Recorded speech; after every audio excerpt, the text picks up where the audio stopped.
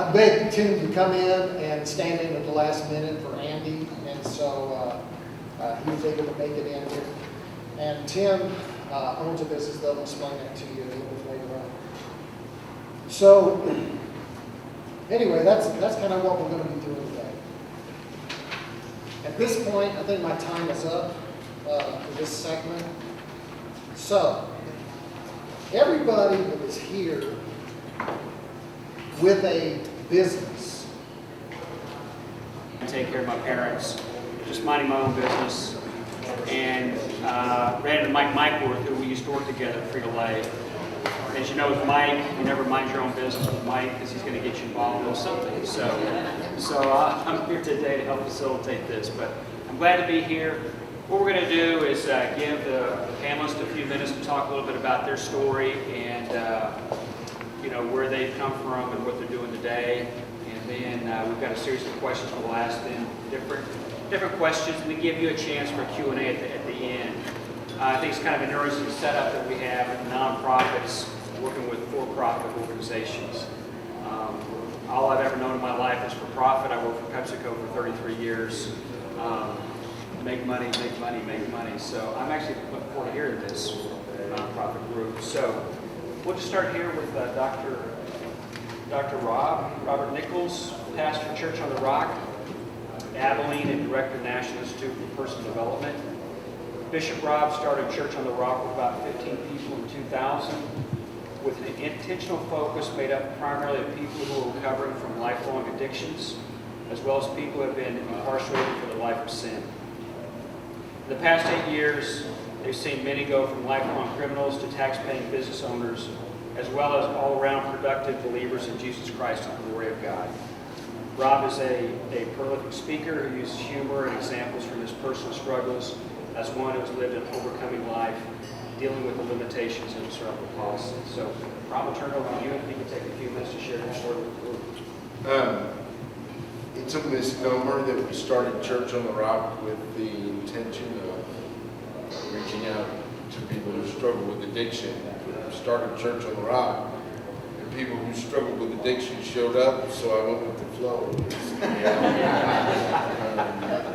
So when people say, how did you start a church full of addicts? I say, they came, and so I went with them. And they're like gremlins. If you leave them alone with water after midnight, they'll multiply. I was doing that for about 3 or 4 years before I realized that's what I was doing, so I'm not the brightest bulb on the tree, but once I figured out that's what I was doing, we just started leaning into that, and we've had great heartbreak and tremendous success, and God's been really good. All right. Now, Richard, I got to talk to at the table. So, Richard Kennedy is founder of the 180 House. Richard is the visionary founder and builder of this nonprofit organization, which is uniquely self-sustaining. And it is really, we talked to him here a few minutes ago. Starting in 1993, Richard and his father purchased a dilapidated convalescent home and started remodeling one room at a time using their own money. The mission is to give alcoholics and addicts to successful long-term recovery. The 180 House helps transform lives by providing a continuum of care in a safe, clean living environment, supporting the most critical transition from treatment to independence. So Richard, take a few minutes and tell us. It's an honor to be here today, and thank you, Mike, for inviting me. And, truth was, I saw a need. I watched for years people coming through treatment programs and getting really excited about their new way of life. And about 3 weeks into the program, they started looking like a deer in the headlights because it had dawned on them at that point, in a week, they're going to kick me out of here. And most of them didn't have a safe, conducive place to go back to, other than the places that they were using and that weren't that conducive to recovery. So I'd watched it for years, and there was a need. The question was, how do you do it without having George Bush had come in as the governor and undone everything that Ann Richards had spent years doing as far as financing drug and alcohol treatment programs. And so the question was, how can you do it and not be dependent upon government money? And you know, kind of reminds me, I was attending West Texas rehab, and I leaned over to my wife and said, next time remind me to do something that's an easy sell, like crippled children or mentally handicapped. Things that people really want to get to. We've been very blessed in what we've done. We worked for a solid year to open one wing of that old nursing home up, and did so in November of '94 with 11 men and women. Today we house 160 men and women in two of those nursing homes there. And just grown way bigger than I could ever imagine. We've helped lots of other organizations in Abilene and across the state get started in transitional housing and to share that vision. But you know, I learned, everybody says, what kind of success do you have? And you know, most of the time I'll tell them 100%. I've learned just to count the successes. If you get into counting failures in my business, you go out in the woods and shoot yourself sooner or later. So, I've been very, very blessed in doing what we've been able to accomplish. And, I never could have imagined it getting where it's got to. Thank you, Richard. Gayla Fullerton, CPA, Grapevine Farms. I think I drove by that the other day. Is that there off of I-20, right behind Hardin Simmons? Yep, FM 600. Is that 600?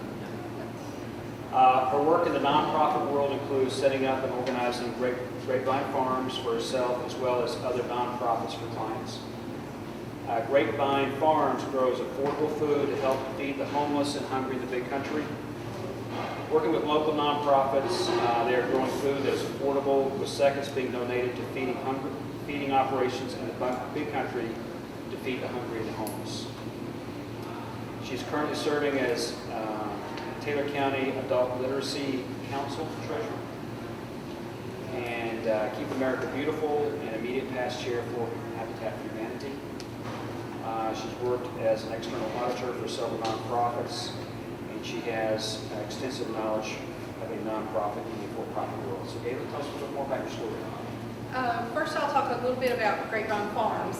So we had the land, and we wanted to teach people how to grow their own vegetables, fruits and vegetables, and become more healthy in that respect. Don't look at me because it's hard to practice what you preach. But so we just started the farm and invited people to come out and grow what they wanted to grow. And we had chickens, so we had the free-range eggs, things like that. And as it manifests, we decided that in order to get volunteers to come out and help with that, we had to become a nonprofit. We changed nothing about our concept, nothing about what we wanted to accomplish, but decided that we needed to be a 501c3. And that was mainly based on Abilene's mindset that you have to be a nonprofit to get volunteers. So once we did the nonprofit, then ACU and Hardin Simmons will send usually non-traditional students out to get their chapel hours volunteering on the farm, which is kind of interesting. I guess close to the earth is close to God. It will put you there. I will say that we have a couple of festivals, usually one a year. We're going to have a barbecue cook-off on the farm that will benefit other nonprofits. We will actually, the money that's gathered there will go to other nonprofits. The farm is pretty much self-sustaining only because we have very generous donors that help us with water bill is our biggest expense. Thank you, Gayla. Appreciate that. Mark Rogers, good morning. President, Big Brothers Big Sisters. The mission is to provide children facing adversity with strong and enduring professionally supported one-to-one relationships that change their lives for the better. Mark worked 6 years as a development officer in the advancement division at Abilene Christian University. In previous positions, Mark raised funds and included positions at the Medical Center. Began his career as a sportscaster and reporter at K-Texas TV Now. So, Mark, tell us more.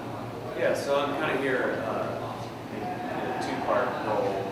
So I didn't found Big Brother Little Sisters, obviously. It's been around for more than 100 years. It's been in Athens since 1978. Became the president almost exactly a year ago. West Central Texas, which is Abilene and Stephenville, and we're part of a larger agency that includes Dallas, Fort Worth, Houston. So I'm here to provide some experience there. But then this is my wife, which you're going to get to in a second. But I'm sort of the back end of the nonprofit that we started, which we're going to get to, called World's Okay Mom. No joke?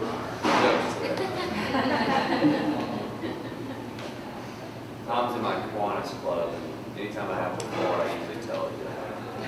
So I don't have one. Okay. Thank you, Mark. Jen Rogers, founder, I want to hear more about this. So, World's Okayest Mom. That's all my wife ever wanted to be was a mom. She said, that's all I want to be in life was a mom. So we raised 2 termites, 2 sons, 8, 24/7, so I call them termites. So that's funny, and that is a joke. So Jen Rogers started World's Okayest Mom. Is that it? WAM? In May of 2015 as a Facebook group to support moms. Initially, it was just a resource for moms to go where they could go, be themselves, and escape the pressures of being a perfect mom on social media. She's a mom of 3 and an instructor in the teacher education department at Abilene Christian University. Jen has a master's in counseling and human development and has spoken at conferences and meetings all over the country. She and her husband, Mark, have a passion for helping others and believe that helping and supporting moms is one of the most important ways of giving back to impact the world. And then Mark energetically manages the background. So, can you tell us more? In 2013, I was pregnant with my 3rd child, and I was hospitalized for 11 weeks during that pregnancy. And we received lots of care and support from our friends, our family, strangers, our church, this community, Abilene Christian University, which we were both working for at the time. And I kind of knew that something more than a thank you note would have to be paid forward in appreciation for the way people supported us during that pretty scary time of, are we going to come home with this baby? I did mention that I was hospitalized in Arlington, and obviously we live here in Abilene, and so we were not at our home, and we had 2 daughters.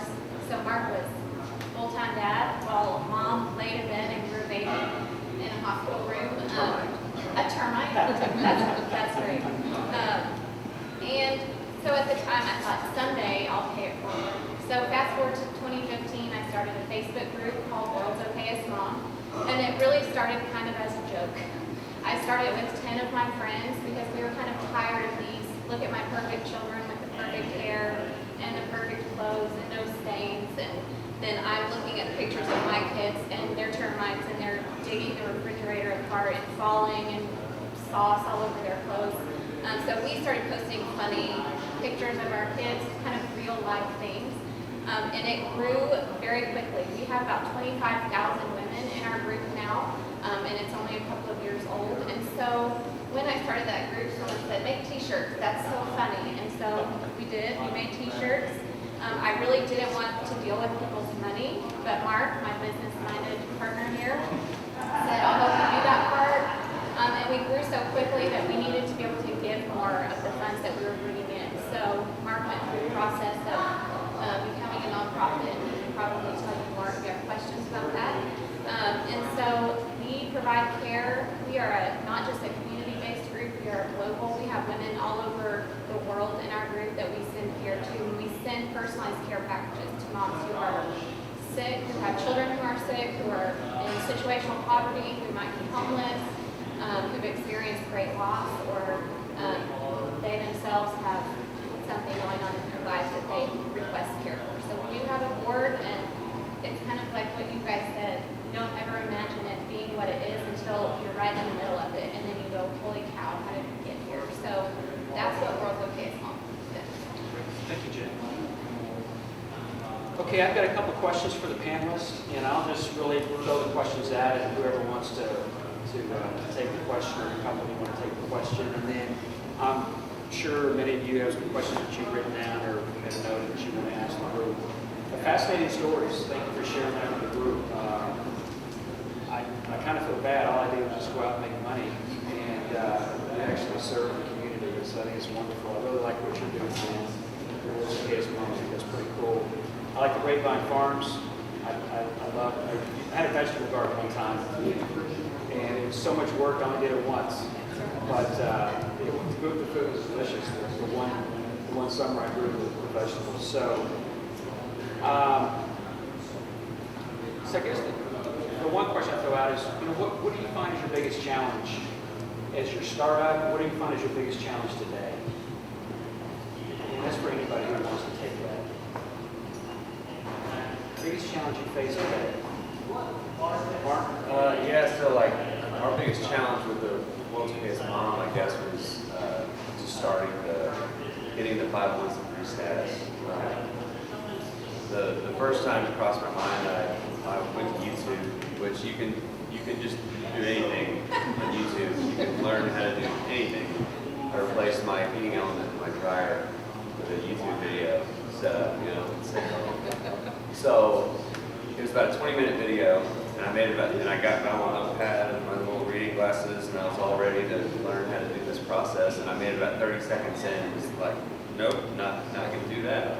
And it just after you see the stack of papers, and it costs $850 just to apply, and that doesn't even guarantee that you're going to get the status, and how long the wait is, and all the professional fees that are piling up, and all that. I was like, no, I'm not going to do that. So ended up jumping off the hill, and then by the time I was like realized that okay, I really don't want to do this. I was already too far down the hill to get back up. So, but it ended up being a good thing, obviously. And then I guess just for like what's a current struggle, probably the biggest thing is just sustainable revenue generation. I think it's kind of the biggest thing. If your brother and sisters were a regional office, eat what you kill type model, and I've got expenses I can cut everywhere that I can cut. I can't cut anymore. Our salaries are way below competitive, so there's no, that's the majority of our expenses. So just here's your expenses. You got to go out and generate that or more revenue. And the same thing with World's Okay Small. We don't have the expenses. We don't have anybody on the payroll. Right. We just have like our software, our back office stuff. But think about, we're doing care package right now. Our mission is to do more bigger things, and so it all has to do with money. Great. Thanks for sharing that. Anybody else? Biggest challenges today? Gail? Well, I think for Grapevine Farms, one of the biggest challenges is finding somebody that will take the responsibility of manning the volunteers. So we can get a number of volunteers out there, and it is hard work. If you've ever grown a vegetable farm, you know it's hard work. But our second challenge, past the volunteers, is going to be what do we do with the vegetables once they're grown? So we harvest them, we get them ready, we can take them to the farmer's market, which we've done from time to time. But also, we finally made arrangements with Meals on Wheels and the food bank to take them fresh vegetables, and Loving Care Ministries, where normally they do not get fresh vegetables. So that we kind of solved that problem, but the hardest thing is getting it there. And them not being shocked when we show up their door with the truckload full of onions, things like that. I can give you my address. I'd like to get in on these fresh vegetables. So, Richard, we'll just go down the line. Biggest challenges? I think, of course, early on it had to do with the faith and getting out of the fear factor of what we were familiar with. Right. And can have one of two things. You can either have security or opportunity. You don't ever get to have both at the same time in life. It's about taking that leap of faith. But God would take care of us and provide for us. Today, I think it's about keeping my battery charged up and keeping the fire going. It's early, easy, early on in this, you have that fire that keeps you going way past what most people would ever commit to and all. But how to keep that going. I went to drug and alcohol counseling school, and they warned us then that you have a 5-year expectancy in this career because it's such a draining. You're dealing, today I deal with about 280 people on a daily basis. It's easy to get very drained. So keeping charged up and keeping fresh is probably. Well said. Well said. Rob? Building maintenance. You can either have a repaired building or an affordable building. And building maintenance, and I kind of related to him. And it's easier to raise money for children than it is for criminals. It's just a whole lot easier to explain why it's important to help children than it is to explain why it's important to help their dysfunctional family. And so I'm the only church in town that if you lock your keys in your car, we don't call it Papa Lock service. We just get the guy that just paroled out.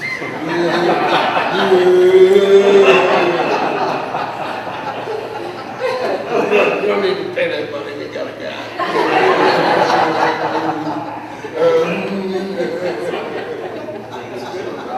And I'm going to give you service hours for it.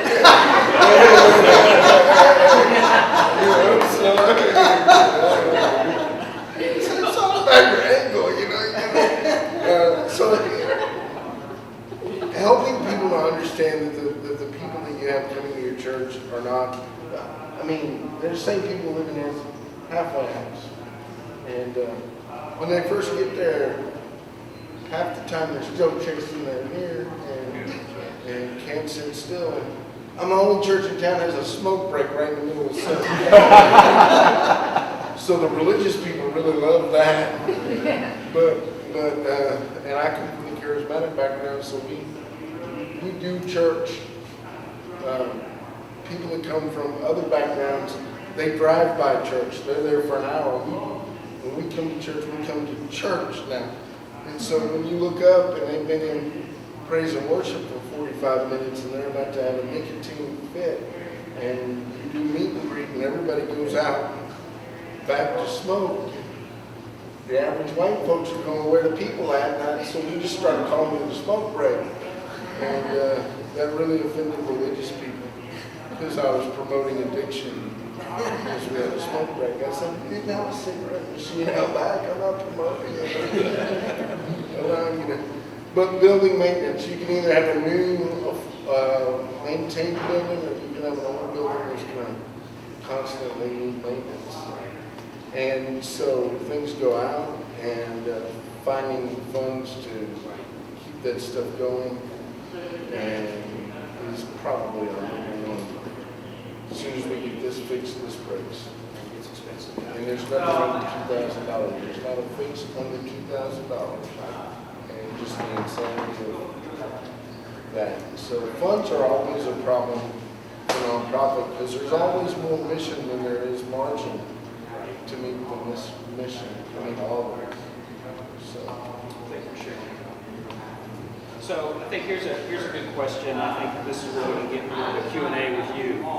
But the question is, what resources do you have that can be beneficial for a for-profit business? And I'm really looking forward to this discussion. So I'll let you have the floor on this, and then after that, we'll allow you some questions coming back in the group. So who would like to take that and start with? Okay. And so that makes me think of Habitat. Was highly involved, still am, highly involved with Habitat for Humanity, which everybody has heard of Habitat, but the first thing they think of is the houses that they build. And that is their main mission, is to build affordable houses for families that generally could not afford home ownership. so what Habitat does then, they don't give those houses away. They actually sell those houses at cost, no interest, to the homeowner. So the homeowner, they have to qualify. First, they have to qualify for a Habitat home. And in order to do that, they have to go through the Dave Ramsey Financial Peace University, which we put on at Habitat for them. And they have to go through that training. And then they have to actually qualify for their mortgage, just like anybody else would for a mortgage. It's just, they get a $100,000 home for $60,000. So qualifying for that mortgage is a little bit easier than buying a $100,000 home. Most of our homeowners, when they come into the program, do not have debt. They don't have good credit, and they don't have credit cards generally. So qualifying for the mortgage is usually not a big issue for them, but they do have to have a job. They do have to be, they can't, they generally can't be job hoppers, if that makes sense. They have to have a job for quite some time. Then it's a 2-year process for that homeowner to go through the Financial Peace University, go through to get their home built. They have to put in 500 hours of sweat equity hours on their home or someone else's home in order, that's their down payment. So they don't have to have a down payment. Then once the home is built, they start making payments on it. They have to pay their taxes on their home, insurance, everything on their home, just like anybody else would as a homeowner. So that's one piece of Habitat. Another piece is the Restore, and that is where we take donations, usually for building, so we have paintbrushes, flooring, carpet, things like that that you can go out and buy at the Restore. Some of it is used, some of it is brand new. So if you've never shopped at the Restore, you need to go check it out. And those are the resources. It's run just like a for-profit retail store, and the profits from that store is what funds our operations. So none of the donations that anybody gives to build a home through our donors or through a grant or whatever goes towards the operations of Habitat. They have something else, which would be the Restore, that funds the operations of Habitat, which is kind of a unique concept for nonprofits. I know there are stores out here that other nonprofits run. Goodwill is a good example. And they don't depend on donations, cash donations from other people to fund that. So I think that's a unique concept for a nonprofit, and it's run just like a for-profit business. Where's that store located at? It is out on Four Wile Road in West yeah, just past where Sam's used to be. Thank you, Gail. Richard, you want to tackle that question? You've been on the profit side. Yeah, I think one of the keys or whatever is to run a nonprofit like it was for a profit. Your goal is not to make a profit or whatever, but in any business, if it's not accountable and it's not proven, I don't think it's going to be there long, and it's hard to find people to support it.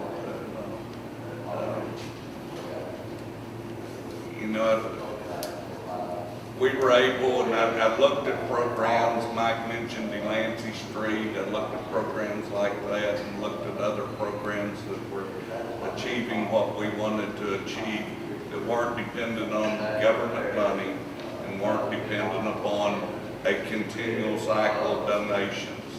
There are people that will give to help you, but they don't want to have to help you every year, especially in doing what we do. And, what a blessing it was to be able, we're self-supporting, self-sufficient primarily. Our residents pay a fee they pay $12 a day to have a place to live and food to eat. In Austin, they tell me you can't house and feed people for $12 a day. But, we've been able to do that. And, it solves a lot of the day-to-day issues. We keep a small staff.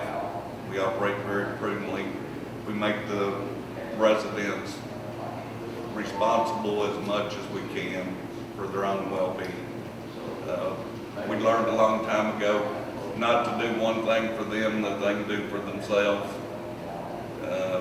We provide the food, but we don't cook the meals and we don't clean up after them. You know, when you do those things, you're starting to foster dependence instead of independence. One of our primary goals is to get them back to being independent as quick as possible.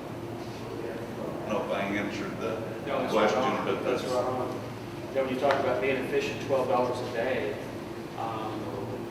all of us in the business world, it's all about efficiency. Do more or less. And I've seen it over and over. So, well said.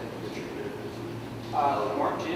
Yeah, I think what we can offer the for-profit as far as both of our organizations is just the cause marketing side of things. We have some pretty high-profile events. If Your Brothers Big Sisters Tour to Gap is a big regional event. We had like 320 riders this year. Our Over the Edge event is where we rappel off the Enterprise building, and that gets a lot of exposure. And so, you know, sponsorship opportunities I think is one thing. You know, there's all sorts of studies done. And from a for-profit side, when you're take the mission stuff off the table, which is obviously very important, but if you take it off the table and you look at from a consumer standpoint, consumers are more likely, all other things being considered, a company they know is involved in the community and is giving back and is engaged and is doing things, serving people, they're more likely to do their business at that company. And so that's one thing I think nonprofits can provide is this showing that, you know, that they're more likely to watch the TV station that they feel like is more engaged in the community and just across the board where you buy your car, where you groceries, everything like that. And same thing with Girls Against Mom. There's 25,000 people in the Facebook group. If that was our full-time jobs, I think, you know, our strategy would be a little different. We would be capitalizing on that exposure and that reach. There's no soliciting in the Facebook group. There's no, you know, we haven't really done anything like that. And I think that's one of the reasons why it's grown so fast is because there's not that kind of thing going on. But that's something that I would take to a business and say, look, we have 25,000 people in this group all over the country. Would you do an ad on a page or, you know, something like that? We just haven't done it yet, but that's something we can offer. Very good. Jim, thoughts? Well, I was kind of piggybacking on what Mark just said. We have a lot of women in our group who are part of direct sales organizations, you know, Monroe and Noonday and some of these things where they can kind of work independently, maybe even work from home because, I mean, you have to be a mother to be in the group. And so that appeals to moms who want to be able to stay home because we've become a dual income household society. So they're trying to raise money to save money for their kids for college or braces or whatever it is. But we've kind of recently helped some of those women who have been major donors in our group for about a year. They're Wonderwom, which means they're giving money monthly to our organization. They've done things like $20. $20. At least 20. Right. You're not a Wonderwom at a lower level. Yeah, sorry. You can't be Wonderwom without $20 a month. Just $20. Okay, I got that. If a fifth of all the people in the group were doing $5 a week, that would be 1.2 million in revenue a year, and then we could really do some stuff. We could do some stuff. But we've helped some of those moms who have consistently given back to our organization to kind of help promote them and help further their business. And in turn, they donate their profits to World's Okayest Moms. So some of their profits, maybe not all of them, but it's still a great percentage. It can still fulfill about 20 care packages. I mean, we can fill 20 care packages for $350, and then also donations from some of these folks who sell this merchandise, or even who have connections with businesses who sell merchandise. So they'll in-kind donations, which in turn is like a marketing thing because then these women are getting care packages and it has Monroe leggings or whatever it is in there, you know, so it's a marketing expense for them. So. Fascinating. I'm sure there's plenty of people knocking on your door with those 25,000 names. Yeah. Not yet. So those names. Thank you, Mark and Jan. Rob, you want to share? I forgot the question. So, with the answers, I forgot the question. So the question was, what resources do you have? Human resources. At the table, we were discussing, I got into prison ministry so I could see the guys that were lying to me about how good that they were doing. I got into prison ministry so I could track them down in the prisons. And 60% of whether somebody recovers or not, in my opinion, a solid 60%. And you can edit this if you're the granddaddy of this. 60% of whether a person is or not depends on that person's willingness. And I have a speech that I give everybody, and it is this: only one thing has to change, and that's everything about your life. Everything that you think you know has to change, and that's vital for recovery. The problem when I talk to people who aren't in recovery is I think you hear that and you go, man, that's good, that makes sense. But let me ask you this question: could you change everything that you knew about yourself? Could you go through the process that these guys are going through? And before you answer that, let me ask you, how often have you started a retirement fund and didn't finish it? A diet and didn't finish it? How long did you save money to a gym and then didn't show up at the gym? I mean, it's 60% of what it takes to make it depends on the individual. And we have no control over whether they're going to meet us with the effort. If they make it to 90 days, the likelihood that they'll make it to a year is huge. If they make it to 6 months, the likelihood that they'll make it to 2 years is huge. What they struggle with is finding employment after they've got black marks on their records. But of those people that are in our community upwardly mobile, if they were given a chance, they'd probably excel, given the right tools. And loyalty from somebody who's really trying to make it, and loyalty is out of this world. I had a guy get mad at me yesterday because we wouldn't fund his insanity. And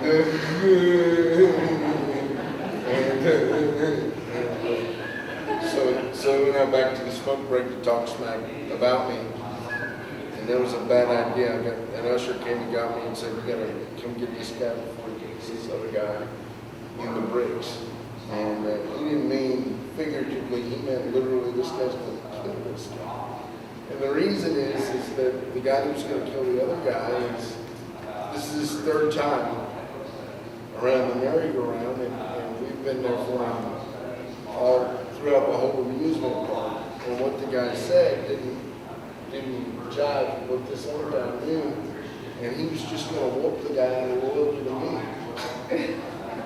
Now imagine if you took that guy and gave him a job and said, "Go, I'm going to turn him loose on her farm," and say, "Take all that anger and hoe these rows." It would go a long way. Yeah, and imagine if you had that kind of loyalty. And I haven't done anything financially for that guy. I've just been there, working a couple of times in prison, and we've been there for him. What we have is a loyal workforce. And in the corporate world today, there's not a lot of loyalty. The loyalty follows the money, but our guys, if you give them an opportunity to treat them halfway decent, they'll stick with you for a long time. Because they don't have any other option. And they care about the health of your boat because their livelihood is in your boat. And I've seen way more success stories than failures, and one of those guys is in that other panel today, owning a business and part of the greater Atlanta community.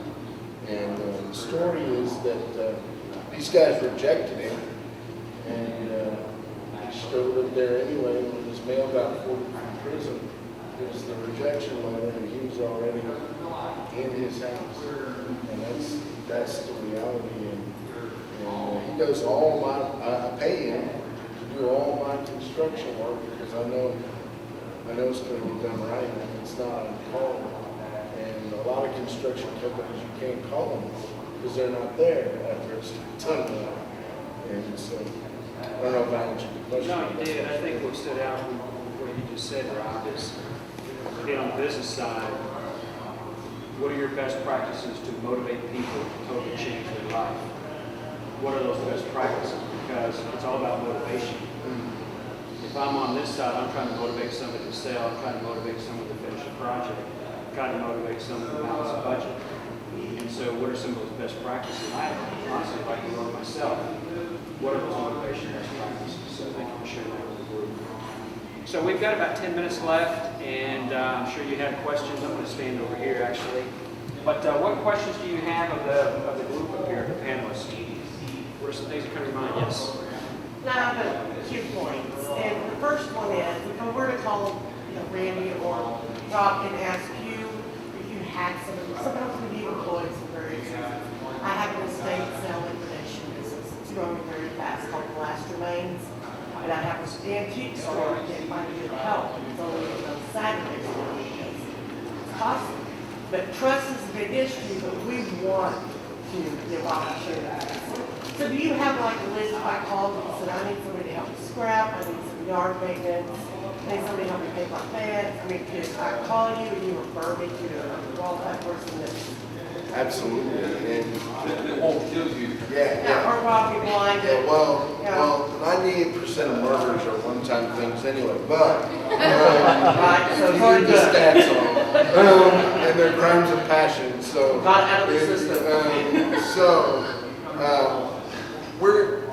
Richard and I are not gonna refer you to people that will steal from you because we have to live in this community after that guy goes back to jail. So we're gonna make sure that the people we refer to you are people that we know that have decent sobriety and a halfway decent work ethic that, we have to live in this community with you guys. And we don't want to be, we already have enough people talking smack about us. We don't want another group of people going, oh, it's that guy, the hugger-thug, And we can easily read personalities. Well, we love stuff personal if it doesn't work out. Right. So the second point, let me throw this out to the nonprofits, that being in the estate sale liquidation business, everything that's left over is donated. And guaranteed, my number one pick is Goodwill, because they come and pick up and they're great, and it's just a wonderful organization. But if you were in need of anything, and you came to my cell on Sunday and saw, I need a couch, I need that extra twin bed, I need that farm equipment, that homes, can I have the yard equipment? I want you to feel free to come out to us and let us know that you need electrical supplies or paint or whatever. And I'll just give it to you. So I'm letting you know that. You can sign up on estatesales.net, follow all my sales, and come as you can. That's outstanding. Thank you. Thank you. Other questions? One. Yes. And Richard, you mentioned your problem being keeping yourself going. And my industry in nonprofits is always, there's always more mission than fun. There's always more to do. There's always the overwhelm of what you do. So what does that look like? How do you not let your nonprofit run over you so that you can be sustainable long term? I do take frequent breaks or whatever. I tell people all the time, Abilene's not a bad place to live if you get to travel a whole lot.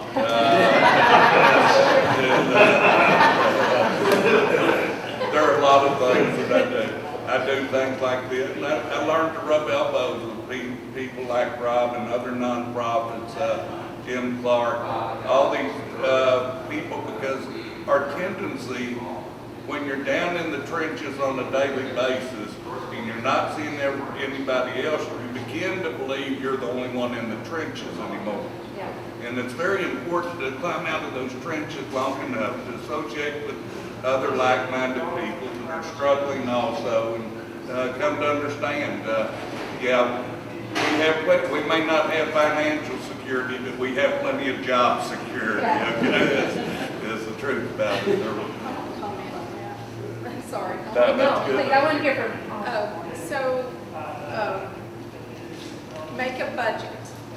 So on your financial budget, your income is not going to be more than the money that you have in the bank. So even if you've got no donations, no contributions for the whole year, you can still sustain that budget. So, but you want to still obviously have that income. Then, as long as you keep within that budget, you're not going to run out of money because you already have it in the bank, and you have a self-sustaining money coming in for the next year. And then, if someone asks you for more over and above what you've already budgeted, then you can say, well, we will look at that next year, because we did not put that in our budget. Even though you might, we had this $50,000 fundraiser, we have the extra money in the bank, but don't use it until next year. Yeah, it is tough. Kayla, thank you. Thank you, Richard, for sharing that. Well said. Other questions? Any other questions? Yes. In the spirit of just today and the idea of enterprise exchange, what do you see value, or what do you do already from a nonprofit standpoint to network and mingle with the for-profit businesses? What synergies are lacking or that are already there for you to take advantage of? I'd like to say, number one, we partner with a whole lot of them, everybody, other nonprofits from Goodwill to Christian Services. If our people aren't working, we require them to do 10 hours of community service every week. A lot of it's done at the food bank and stuff. One thing, I want to know that they can work. If they can't work, I need to know about it real quickly. They probably need more care than we can provide for them. But a lot of businesses depend on us to come, especially for temporary help and stuff like that. Truth is, a lot of businesses hire through the temp services in Abilene now. Some of the best jobs in Abilene hire through the temp services because they want to get to look at somebody and get to see their work ethic and how they're going to do before they make a commitment. So we provide a lot of businesses with the steady supply of personnel and try to match up their skills. It's strange. I've had doctors, lawyers, pharmacists, college professors. It's amazing the amount of skills that I see that come through our organization. I'll chime in. So I will say that as far as networking for the nonprofit, I typically don't make a point to do that, although I do believe it's valuable for nonprofits and let everybody know that you're part of the community and you're trying to help the community.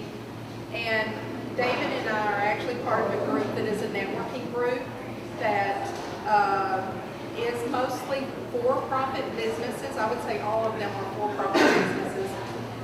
But there is a slot for a nonprofit to be part of that networking group. And if a nonprofit came in and was part of that networking group, whole networking group then would be behind that nonprofit and their businesses